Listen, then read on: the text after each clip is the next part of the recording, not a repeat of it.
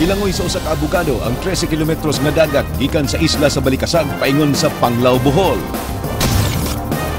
Lalaki nakikilawa sa usa ka anay sa lungsod sa Tabogon. Blue alert gideklarar sa Office of the Civil Defense tungod sa pag-ulan dala sa low pressure area. Bukirang barangay gipanidan sa kapulisan sa posibleng pagbaha ug landslide. Secretary Mar Rojas o Secretary Butch Abad may pasabot sa mga reforma nga gihimo sa administrasyon ni Presidente Aquino. 7 ka mga estudyante sa high school nasakpang naggamit og marijuana sulod sa eskwelahan.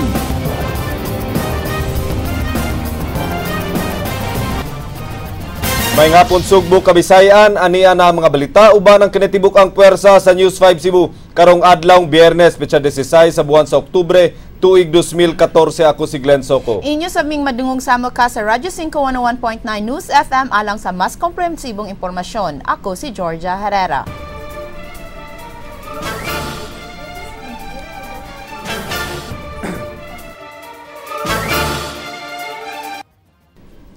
Georgia, nag-inday-inday ang uwan kagabi hangtod nga mikusog kini pagkakadlawon hangtod sa pagabuntag. Hinungdan nga gisuspenso dayon nilang Governor Junjun Davide ug Cebu City Acting Mayor Edgar Labella ang klase sa pampublikong eskwelahan sa elementarya ug high school. Hantod karon Glenn, dag-om sa kalangitan gumikan sa low pressure area. Matud sa pag-asa nga sugod ugma makasinati og patak-patak nga pag-uwan sa Subo nunot sa localized convective activity. King Perez, Suginlimi. Pasado alas 6 kaganihang buntag, gipahibaw dayon nilang Cebu Governor Junjun Davide ug Cebu City Acting Mayor Edgar Labella nga way klase ang mga tinunan sa elementarya ug high school sa syudad ug lalawigan sa Sugbo karong adlaw. Gumikan kini sa way hunong nga pag-uwan nunot sa low pressure area nga matud pa ni Pag-asa Visayas Head Oscar Tabada ana amiagi sa silangang bahin sa nasod.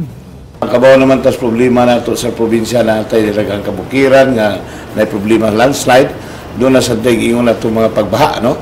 So, to protect yun sa mga atong mga estudyante, laba pa itong mga grade school o high school, mga itong ni Concol ka ko ni Governor Davide nga, it's okay nga ito, muna lang maghimo ka o sa proclamation suspending or suspension of the classes today.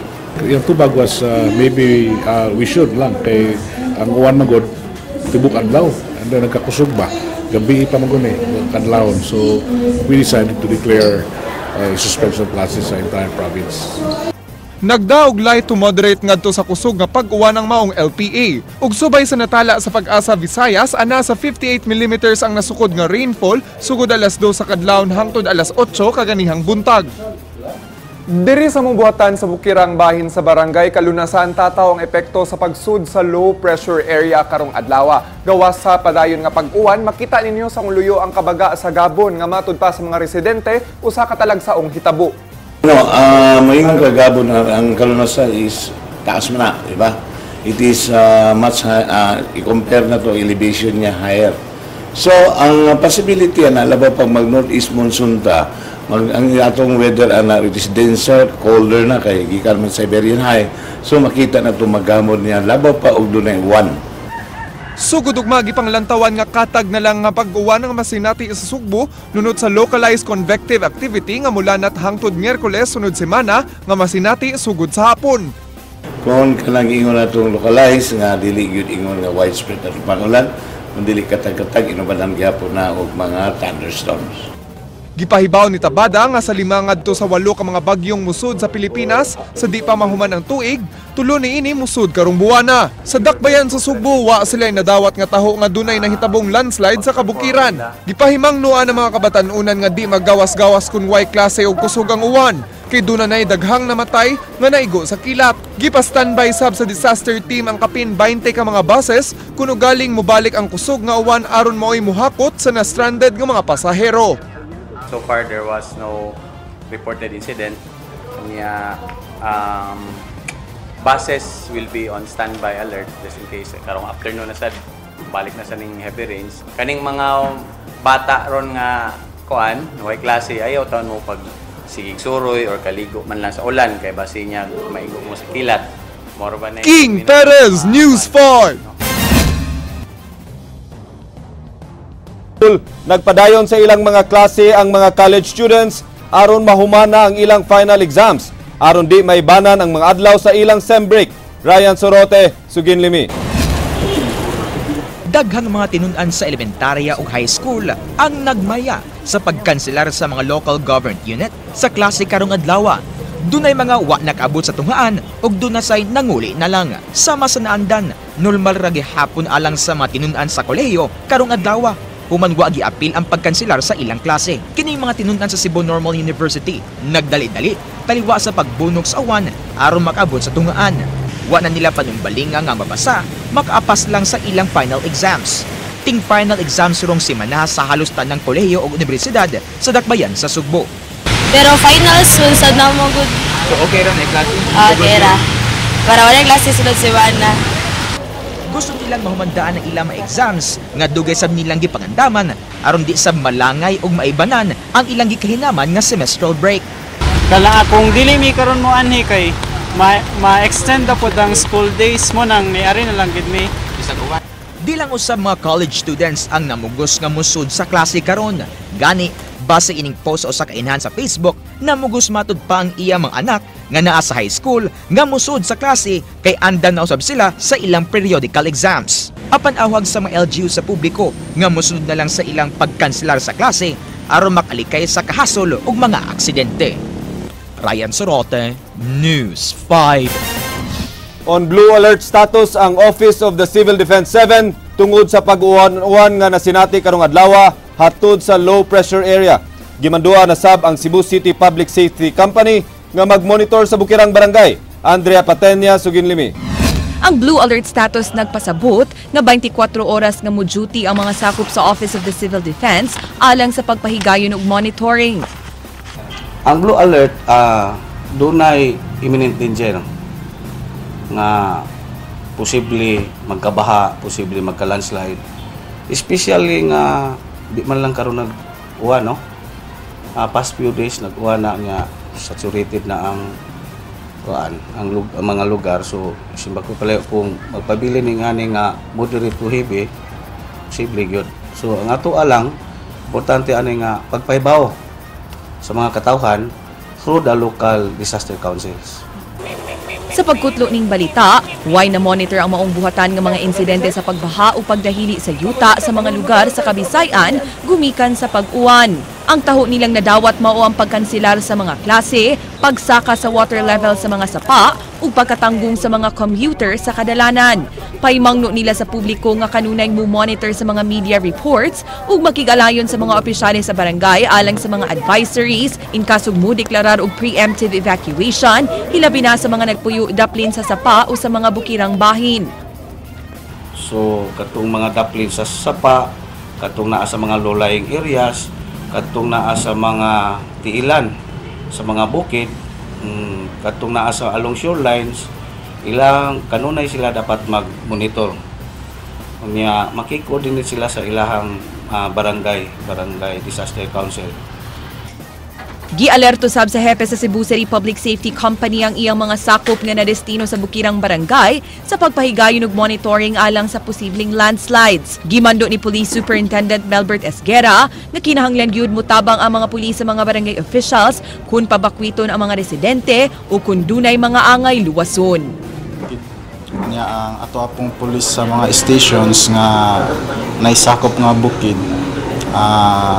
naapod sila yung naka-detail nga pulis sa mga barangay nga nakig-alayon sa mga barangay para mag-monitor. So far, wala yung mga incidents of landslide? So far, wala pa man ko yung na-receive na mga balita. Pero ongoing gyapon sila dito nga nag-monitor, nakipag-alayon sa ato mga barangay officials. Andrea Patenia, News 5. Nunot sa di matag-an nga muigong katalagman, gipaubos sa seminar training ang mga barangay disaster officer sa Dakbayan sa Sugbo. Leslie Caminade Vistil, Suginlimi.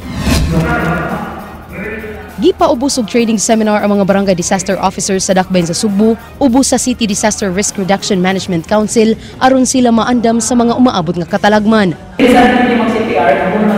Gitudluan sila og mga basic nga pamaagi sa rescue operations. Matod ni City Disaster Head for Operation Alvin Santillana nga ang nahitabong linog kaniadto naghatag kanila og leksyon. 2005 nagsugod na ta ng earthquake drill sa schools. No, nahurot na nato ta ng public schools na to, and atong mga private schools, most of them have been drilled already. Right now, nag-concentrate na po sa mga establishments. Nasa tayong mga agencies nga nag-request na to. Ongoing na ito ang mga barangay disaster brigade training. No? That is with regards to disaster preparedness sa earthquake, typhoon, flooding. No? Giawhag sab ni Santillana ang tanan nga di magsalig sa gobyerno ug kinahanglan nga kada pamilya dunay disaster kit nga mulanat og 48 oras kay di matag na ang panahon. The public should also have their own disaster preparedness kit. The city cannot cater for all the needs of the city of Cebu. Kay imagine pila itong population, no? Nya sa daytime 800 to 1.5 million. So dili na nato makater og tents of food. So meaning apil na ang food provision nila good for 48 hours, no.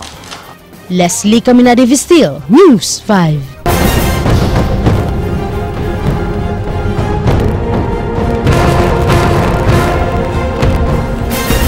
Pinoy Aquaman milangoy gikan sa isla sa Balikasag paingon sa isla sa Panglao.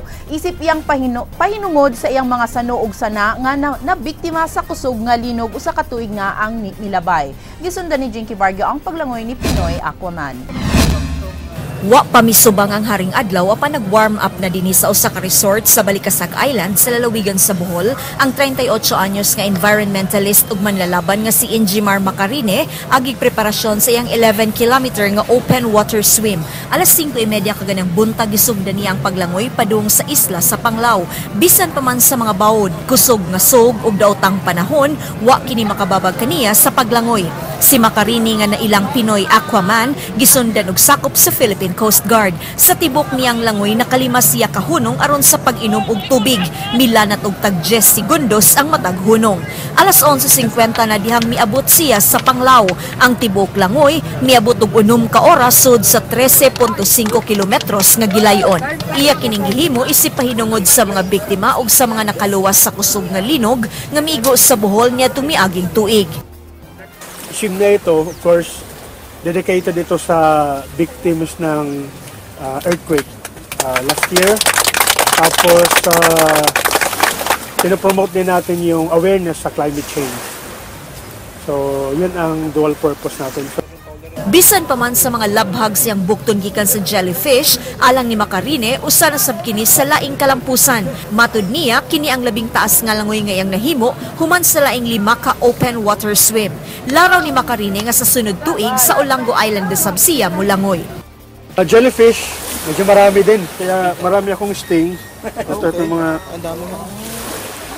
pero hindi nag-work yung ano natin, yung anti-jellyfish eh. So ramdam ko yung jellyfish. Jinky Bargio, News 5.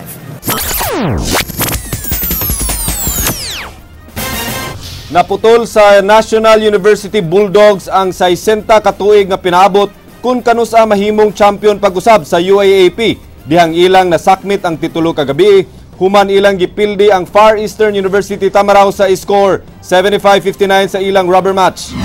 Unang midaog og corona sa UAAP ang Bulldogs niadto pang September 19, 1954 ug ang team nga ilang gipildi mao gihapon ang FEU sa score 41-36. Katapusan silang mibalik sa finals niadto pang 1970 apan napildi sila sa University of the East Red Warriors. Milanat unag 44 katuig una pa sila mibalik sa finals ug naghuwat una sila 60 katuig sa wa pa midaog og laing UAAP title. Ang import sa Bulldogs nga si Alfred Aroga mo'y napiling finals MVP ug siya mo'y nangusay ang team.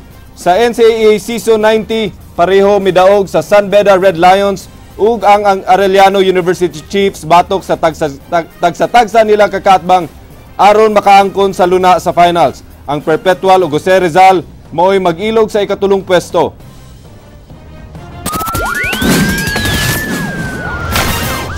Giingong kanhi drug lord gipusil patay sa lalaking nagtaptap og naong kagabi samtang nanugal sa sabong sa kaka. Ray Pasaporte, Sugin Limi. Samtang nagtanaw sa sabong sa kaka, gipusil patay si Fidel Cabigas Jr. alias Juncas pasado alas 9 kagabi sa sitio Lower San Roque sa barangay Bulacau sa Dakbayan sa Sugbo. Si Cabigas nga taga barangay Sambag Uno giingong miabot sa lugar pasado alas 8 kagabi nga dunay duha ka lalaking kuyog aron mamusta sa away sa kaka nga gipahigayon sa usa ka compound sa Bulacau. Nagtapad ni adtong higayon na si Renato ug ang biktima. Dihang gipakamang na ang mga kaka sa tukog. Kalit nga miabot ang usa ka lalaki nga nagtaptap sa naong ug nipusil sa biktima. Wag ila kay kalit kayo nga tap nga nga ri ba anak. Nga nga ri ko to nga. Sus nagtuo mo ko nga yes, agaw kita gitirahan ba kay dulit kistanan gon. Kasi may wa to sa gikutan nga kuan manugal ra gito sa. Oh manugal to. Wa manugal to wa ikaka. Naukab ang kuko sa tiil ni Villaner tungod sa iyang pagdagan sa uban pang tao sa maong compound. Nagtuo ang mga residente nga si Cabigas ra ang tuyo sa mamumuno. Kay wa man apila pagpamusil ang duhan ini ka mga kauban. Sa punerarya, nagminatay sa paghilak ang asawa sa biktima. Uban ang mga kabanay niini. Sa inisyal nga investigasyon sa kapulisan na sayran, nga kanhi drug lord ang biktima. Based sa information nga to nakuha kato yang kuyog, kaning biktima former drug lord. Siya mismo vocal kay siya dito, ningon gid siya nga drug lord sa una. So there's a possibility nga mo usana sa rason sa motibo. Niadtong bag-o pang nauso ang sugal sa kaka, gingong moabot og 50,000 pesos ang kasaado sa mga sugarol ug gihulagway nga usa sa mga kusog nga musugal niini ang biktima. Usually ang mamustahay po dito mo ingon mga manuwaay po og drugs. Ray Pasaporte, News 5. Gikasagmuyo sa administrator sa Cebu Doctors Hospital nga gipistahan sa social media ang gi-upload nga kuha sa CCTV atol sa pagsud gawa sa kawatan sa maong tambalanan. Andrea Patenya, Suginlimi. Nakikitagbo na ang management sa Cebu Doctors Hospital sa ilang security agency aron hisgutan ang pagpalambo sa ilang seguridad human makawati ang nagbantay sa usa sa ilang mga pasyente sud sa private room niadtong Oktubre 11 sa kadlawon. Gi-upload sa Facebook sa biktimang si Kyle Boholst ang kuha sa CCTV sa pagsud og gawa sa kawatan sa maong tambalanan. Sa private room 212 di inatug si Boholst, nakawat ang iyang sling bag na dunay 10,000 pesos nga kwarta, cellphone ug mga lisensya.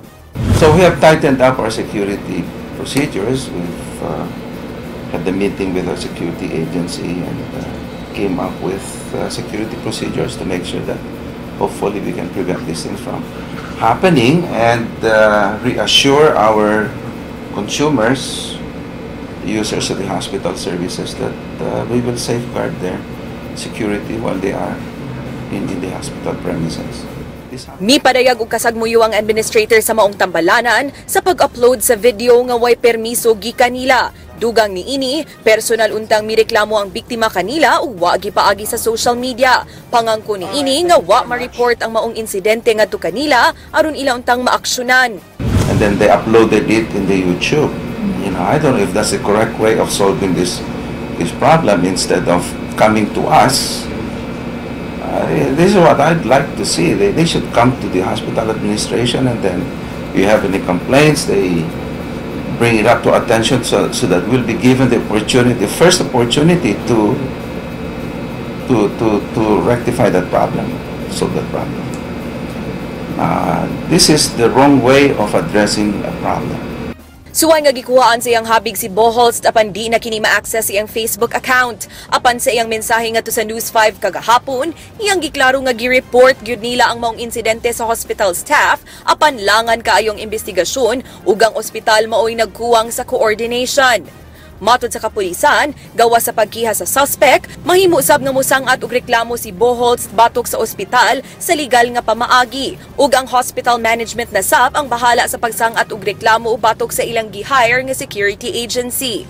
Sa ospital kung sa minata sa security lapses ug ang biktima mo medyo mo nagi siya kuan gyud nga effort nga mo habol sa parifan siya or magpabayad sa kuadro pero maggamit ang abogado kung so-called mo ginagawa. Number 1 na security provider ang security agency nga nag-provide sa Cebu Doc dapat mo sagot. Mo kinay kuan. Lataran dapat sa kontrata stipulated sa contract sa client, between client and security provider. If anyone has any complaint against the hospital, then they should come up to us, not to take it to the media. Is that how you correct problems? Will the media correct the problem? That's the wrong way to address a problem. Duna na untay gidudahang suspect ang kapulisan sa maong pagpangawat nga usa ka notadong kawatan sa Dakbayan apan wa kini nitugma sa CCTV dihang nakakuha sila og mas klaro nga kopya niini. Duna na sab sila'y laing gisubay nga mga personalidad karon nga posibleng suspect sa pagpangawat. Naay usa ka grupo kani atong si kining grupo atos follow up na sila gisundan kasi kauban niya ning certain mga medyo kanang na may mangiguay nga medyo mayaman ba yung previously nga na noted dito to mga anak dato grupo sa katong mga na sila giguay si Carl Delmar basi ato ning i-confirm. Andrea Patenia, News 5. Pito ka mga tinunan sa high school na sakpang naghitit og marijuana sud sa ilang tunghaan. Tungod niini gusto sa City on Substance Abuse Prevention nga mapasar ng ordinansahon nga magtugot kanila sa paghimo og drug test sa mga high school students sa syudad. Leslie Caminada Vistil, Sugin Limi. Peer pressure. Nakadawat kagahapon og suwat ang buhatan sa COSAP kon City on Substance Abuse Prevention gikan sa usa ka tunghaan sa syudad nga nagpatabang kanila tungod sa problema sa ilang mga tinunan nga nasakpang naghit-hit og marijuana sud sa ilang eskwelahan. Gihulagway ni COSAP Assistant Head Ernest Herrera nga makaalarma kaayo ang maong insidente hinungdan nga nanawagan siya sa konseho nga mapasar na ang city ordinance nga giduso nga nagtugot kanila nga mopahigayon og random drug test sa mga high school students sa Dakbayan. Sa Sugbo karon, sad to say, nag-start na sa edad og 8 anyos ang mga user. So that is why personally I'm alarmed about it. Plus karon nahitabo na gi-report sa opisyahan namo na anay 6 hangtod 7 ka estudyante na nakita nila within the campus ni gamit og marijuana. Ang principal sa maong tunghaan nagdumili sa pagkomento sa hitabo kay iya unang paabuton ang rekomendasyon sa COSAP. Apan iyang giklaro nga wa magkuwang ang tunghaan sa pagpahimangno ngadto sila mga estudyante kalabot sa paglikay sa ginadiling drogas. We had been giving an information to our student every morning, particularly during or after the flag ceremony. So I always remind them regarding the use of not to use the prohibited or illegal drugs. So meaning that we always advise our students, we have been advising our students to stay away with the use of the illegal drugs. Sub-sab karon ang pagpahigayon og information drive sa COSAP ngadto sa kabarangayan kalabot sa pagsumpo sa ginadiling drogas. Gawas sa barangay, gisugda na sab ang ilang information drive sa mga tunghaan. We're starting the information dissemination na sa mga high school, public high schools. In fact, we're done with Abellana, with Mabolo, and a couple of public schools sa syudad. So, primarily because of that reason. Leslie Caminada Vistil, News 5. Lalaking gingong nalambigit sa gun for hire activities, gipusil patay ganihang kadlawon. Ray Pasaporte, Sugin Limi. Wa na'y kinabuhi si Aljan Ala nga nagkub kilid ining balay human siya pusila. Pasado alauna ganihang kadlawon sa barangay Basak sa Nicolas, Dakbayan sa Sugbo. Tulo ka wala mailhing tao ang nigukod sa biktima sa wa pakininahagba ining dapita. Sa gihimong pakisusi sa Crime Scene Investigation Unit sa Cebu City Police Office og Homicide Section, nakaangkon ang biktima og di mo minus tulo kasamad pinusilan sa ulo. Gituhuan nga sakop sa Taugamape ang namatay subay sa iyang wristband. Gisubay sab sa kapulisan ang gigikanan sa mga tulo sa dugo niini. Dunay nakit ang slag ang kapulisan apan di pa matumbok kung unsang armasa ang gigikanan niini. Alang sa dugang investigasyon, giadto sa mga pulis ang gipuy-an sa kanhi asawa sa biktima. Actually, wala na ipakialam mga asawa kay nagbuwag naman sila last year. Yan, anha lang siguro kay naaman sila anak. Panimaos ang posibleng anggulo sa pagpusil patay sa biktima. Nasayran nga nalambigit ang namatay sa gun for hire activities. Background ang ato nakuha din sa mga kasilinganan nga gun for hire ni siya. Na posibilidad. Kay murag familiar man sa ninamo iyang name.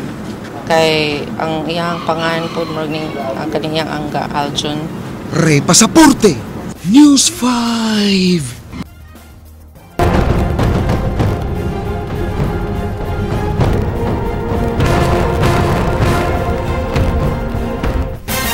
Sa nahitabong kusog nga linog nga nakaguba og mga istruktura sa dakbayan sa Sugbo, gihulagway kini nga blessing in disguise ni Konsehal Mary Ann de los Santos aron makatukod og bagong City Hall ang syudad. Himuon na sab sa Cebu City Hall ang nagubang Pasil Fishport ngadto sa usa ka plaza sa mga bata. Leslie Caminada Vistil, Sugin Liming.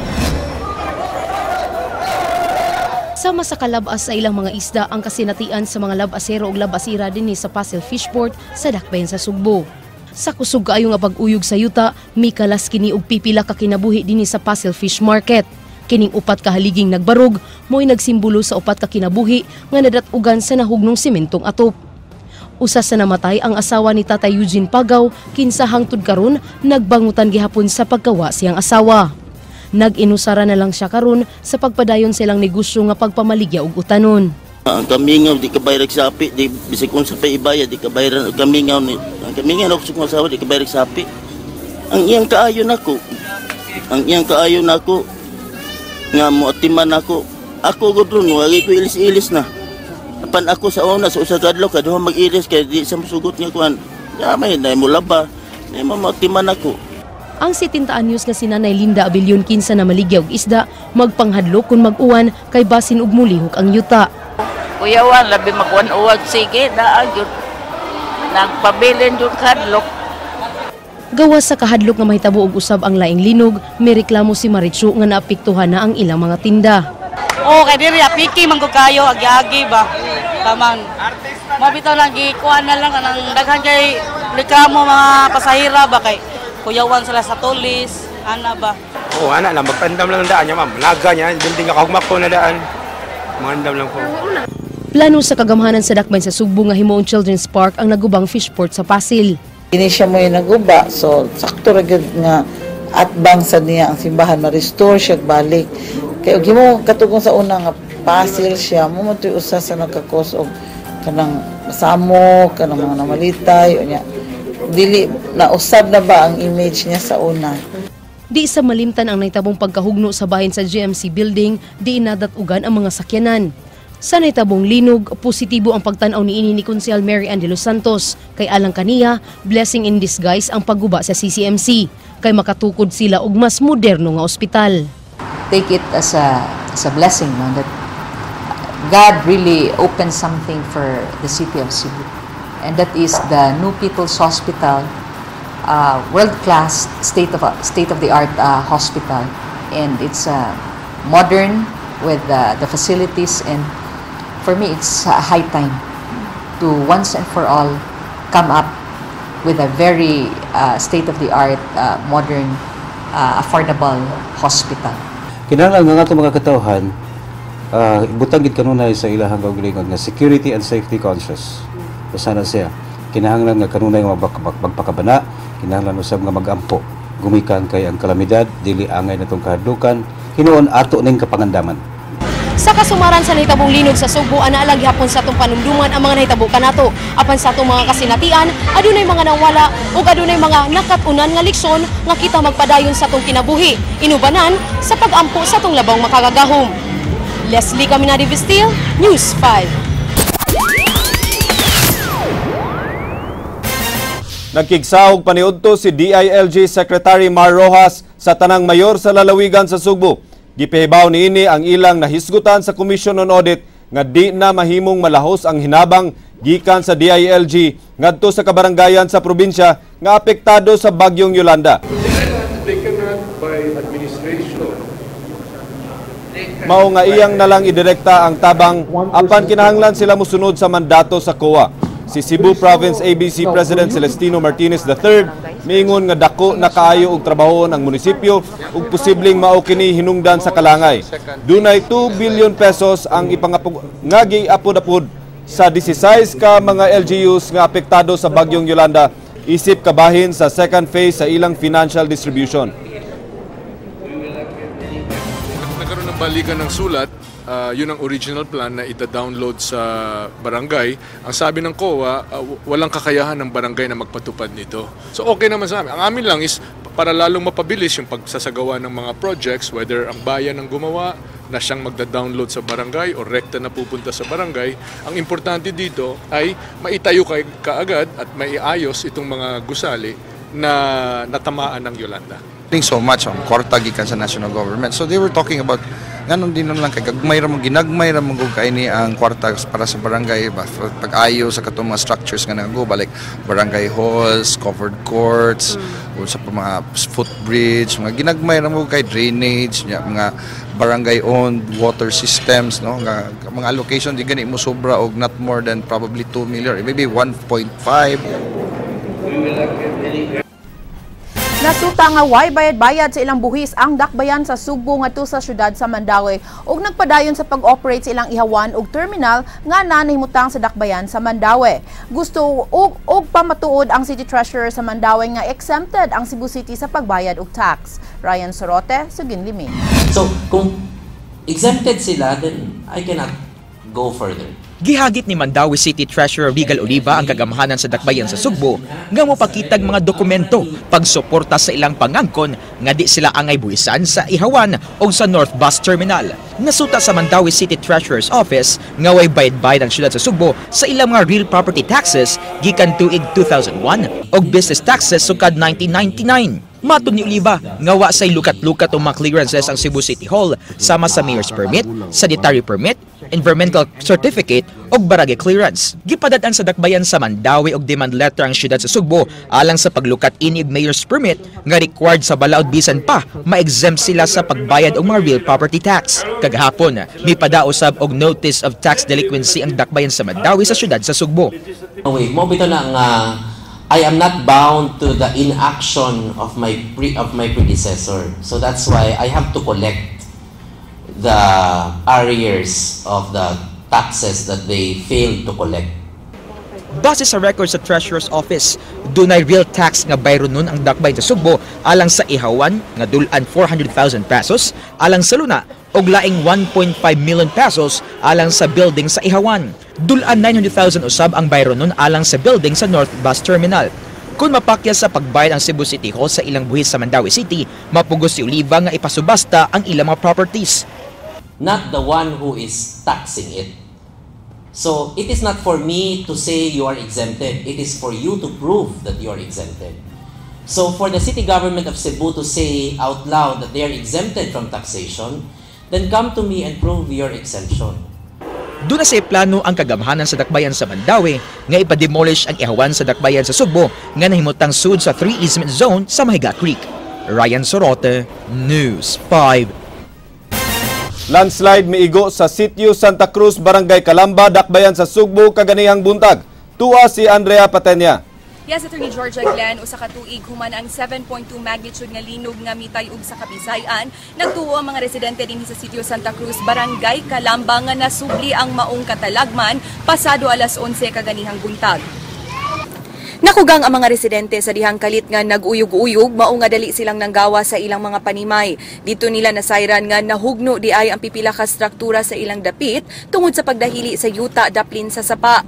Totally damaged ang ilang gamay nga kapilya, lakip na ang panimay sa pamilyang Codera, samtang partially damaged ang panimay sa pamilyang Moreno. Lakip sa naguba, mao ang taytayan sa maong dapit. Maayo na lang kay way na angol sa 11 ka mga mulupyo nga nagpuyo sa duha ka apektadong panimay.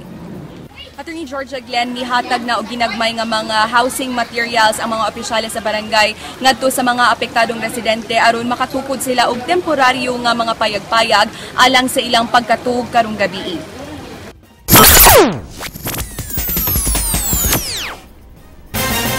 Game 3 karon sa Best of 5 title series tali sa University of San Carlos Warriors ug sa Southwestern University Cobras. sa Seniors Division sa Cebu Schools Athletic Foundation Incorporated kun si Safi Basketball Tournament. Sugdan na sa pipila ka minutos gikan karon diha sa Cebu Coliseum ang maong duwa.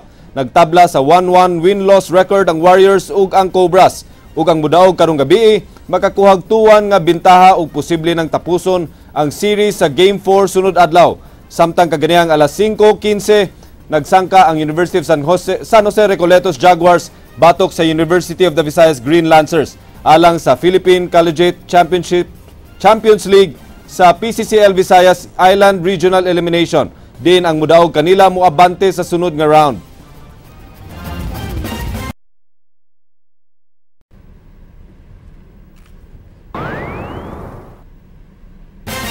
Niadtong Domingo nakurat ang Sugbo gumikan sa usa ka iro ang kumpirmadong gilugos sa usa ka hubog nga lalaki sa barangay Kubakob sa Dakbayan sa Mandaue. Sa ikaduhang higayon karong semanahan niadtong Martes sa gabi, baboy na sab ang gikatahong gilugos sa usa ka tawo sa lungsod sa Tabugon.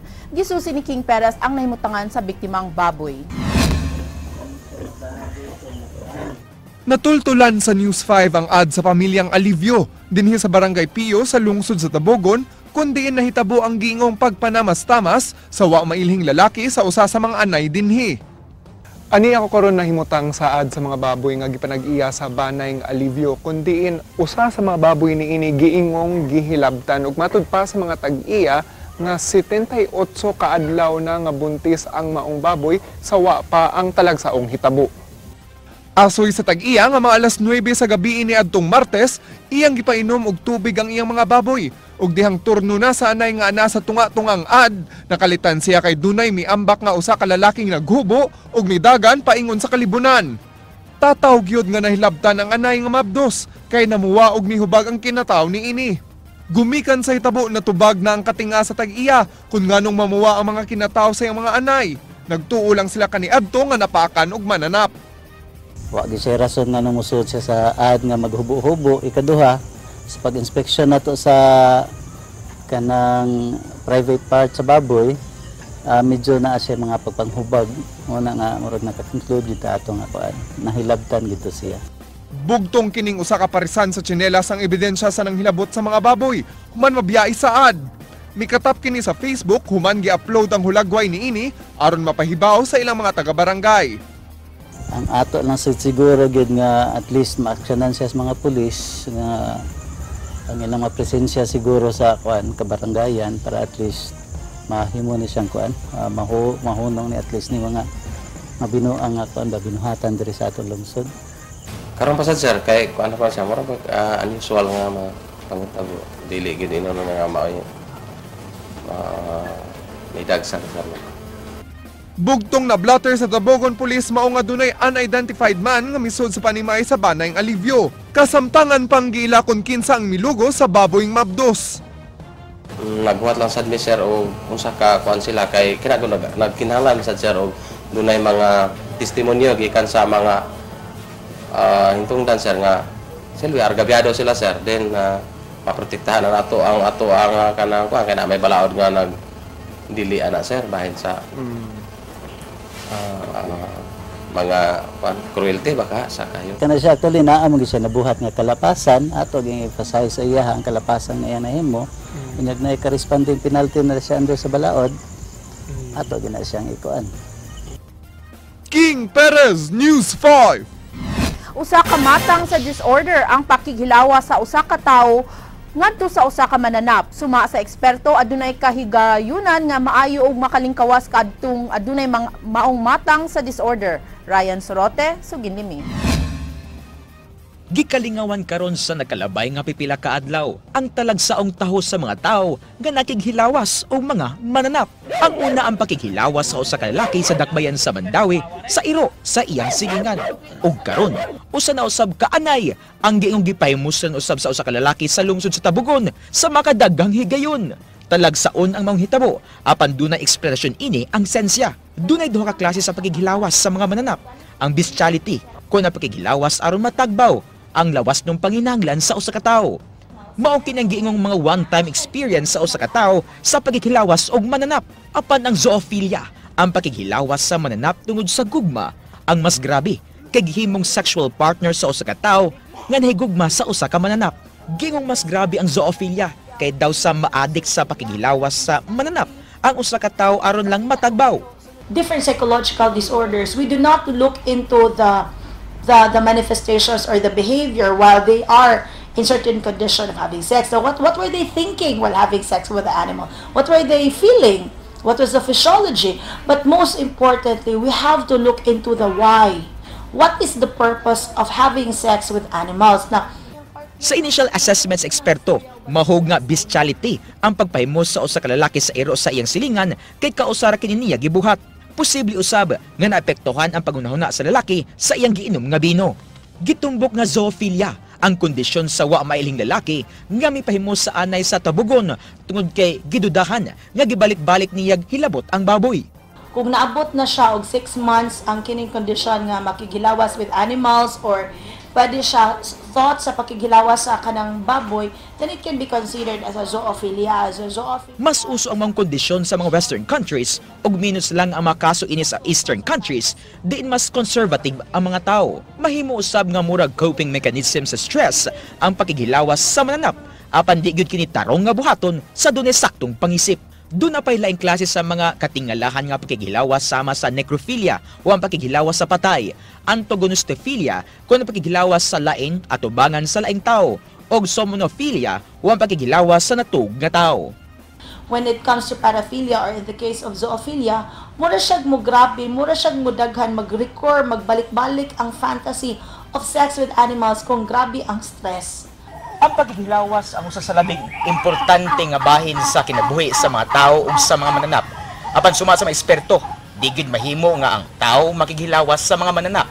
Apan suma sa mga eksperto, kung dunay mga tao nga dunay ingani na makasinatian, mahimo ra gid nilang hunungon kung sila mismo mo desider nga ila kaning mahunong. Ryan Sorote, News 5. Aliya sa Sugbo karong adlaw ang mga kadagkuan sa nasudnong kagamhanan alang sa pagpasabot sa mga reforma nga gihimo sa administrasyon ni Presidente Noynoy Aquino.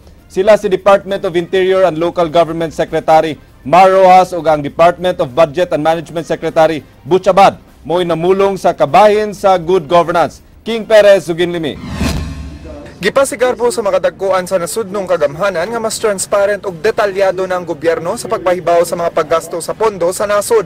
Available na ang online nga listahan sa mga proyekto nga gigastuan sa gobyerno. Sila si DILG Secretary Mar Rojas ug Budget Secretary Butch Abad mao'y namulong sa Regional Forum on Open Government and National Budget sa mga local government units. Ilang hisgutan ang pipila ka mga reforma ubos sa Aquino administration. The members of, if there is a church of good governance, we are the members of the church of good governance. Diba? You have to take note that over the past 4 years, we have not increased taxes. We have not increased except for the sin tax reform, which is really has more a health objective. Sukad sa pag-asumir sa Aquino administration ni atong 2010 hangtod 2015, gikan sa 31 bilyones pesos misaka sa 94.6 billion pesos ang pondo alang sa health. Samtang katunga sa trilyon ka pesos ang igahin sa infrastructure projects alang sa sunod tuig. Usa ka outcome-based performance-informed budget ang ipatuman sa national government. Detalyado sa maong paagi ang specific nga paggamit sa kwarta ug resulta sa matag proyekto. So, this has a lot to do with the way the national government in cooperation with its citizens, local government units. Matod ni Secretary Rojas, gipatuman usab ang grassroots participatory budgeting gihimo ni Secretary Abad. Sunod tuig ana sa dulan 21 bilyones pesos ang gahin nga budget alang sa maong pondo. 15 milyones pesos ihatag sa matag LGU aron sa pagpatuman sa ilang identified projects. Is by putting on the website, making available to the church, to civil society, to local government units, an entire and complete listing with pictures of where all of these projects are. The national government cannot spend its time worrying about a barangay health station because it is something that it should not be preoccupied with. But today, to some extent, that is still happening. Si Governor Junjun Davide nagkanayon sa mga pamaagi maklaro sa katawhan nga nagtinarong ang administrasyong Aquino sa pagduma sa nasud taliwa sa mga kontrobersiyang giatubang sa administrasyon. So I think this is an opportune time also for them to disclose, to make public para masabtan yung sa tanan unsa gining good governance, unsa gining matuwid na daan. And you heard Secretary King Perez, News 5.